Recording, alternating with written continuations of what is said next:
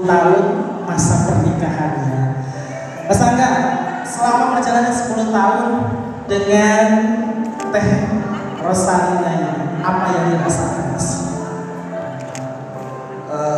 Selama 10 tahun ini memang banyak sekali yang kita lalui ya.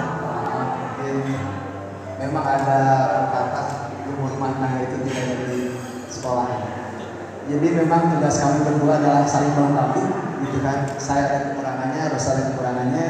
Jadi ya kita gitu ya. Nah, jadi memang ya nggak bisa diungkapkan, mungkin kata orang itu rumah tangga itu satu tambah satu, ya banyak jalan untuk menuju dua, gitu kan. Jadi begitulah. Jadi ya intinya kita berdua coba menjalani dengan enjoy, santai gitu ya. Tapi ya sudah gitu.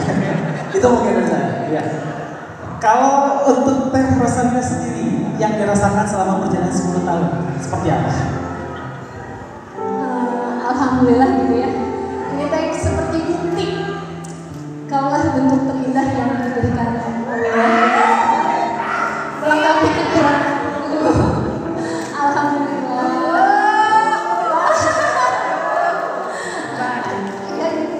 Apa ya? Bahagia terus. Memang ada, tapi kerikil-kerikil aja sih ya selama ini gitu ya.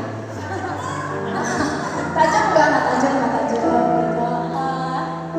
Memang harus saling apa ya, ego itu memang harus saling kita ketemu gitu ya.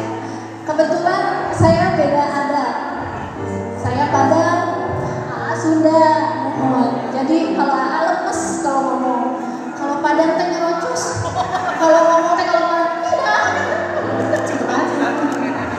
alhamdulillah dipertemukan ya sama yang santai gitu. Jadi diam dulu sebentar